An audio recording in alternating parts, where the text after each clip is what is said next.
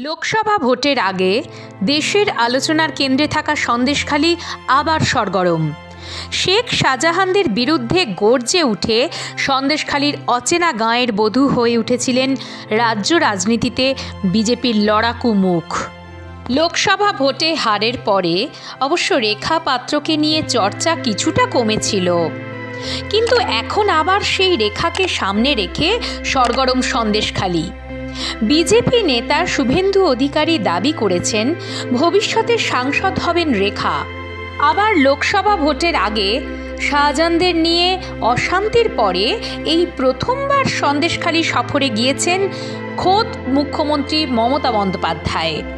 চুপ করে বসে নেই বিজেপি নেতৃত্ব ও রেখাও। রাজনৈতিক মহল মনে করছে সন্দেশখালি বিজেপি বনাম তৃণমূল সাম্প্রতিক লড়াই যেন 2026 সালে বিধানসভা ভোটের প্রাথমিক দামামাই বাজিয়ে দিল।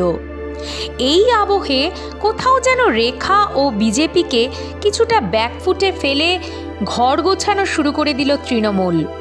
নিজের পুরনো দল তৃণমূলে ফিরে এলেন সুজয় মণ্ডল, যিনি সেই অঞ্চলে পরিচিত সুজয় মাস্টার নামে। এখানেই শেষ নয়, সুজয় মাস্টারকে সে অঞ্চলের মানুষ রেখার গুরুও মনে করেন।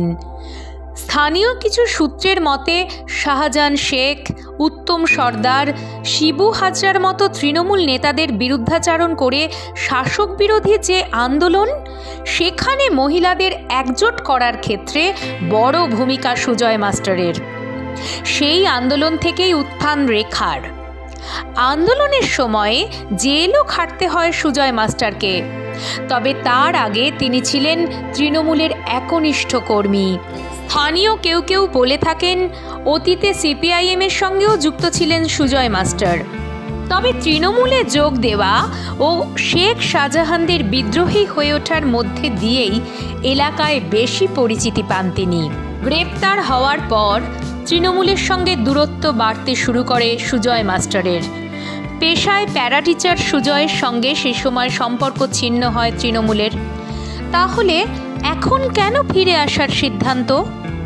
সুজয়ের কথায় বর্তমানে সন্দেশখালির পরিস্থিতি এখন শান্তই আছে। আগের যে অশান্ত অবস্থা ছিল তা এখন নেই। সন্দেশখালির মাটিতে একদিন পা রাখবেন বলে মুখ্যমন্ত্রী কথা দিয়েছিলেন, সেই কথা রেখেছেন। আমি মনে করি স্বাধীনতার পর প্রথম কোনো মুখ্যমন্ত্রী সন্দেশখালিতে এলেন। সন্দেশখালির একজন বাসিন্দা হিসেবে আমরা গর্বিত। মুখ্যমন্ত্রীর কাজে আস্থা রেখে এবং সন্দেশখালিতে ফের শান্তি বিরাজ করায় আমি তৃণমূলে যোগদান করেছি। আজ থেকে আমি শাসক দলের হয়ে কাজ করতে পারবো, এটা ভেবেই ভালো লাগছে। সুজয় মাস্টার তৃণমূলে ফেরায় তৈরি হলো নতুন সমীকরণ।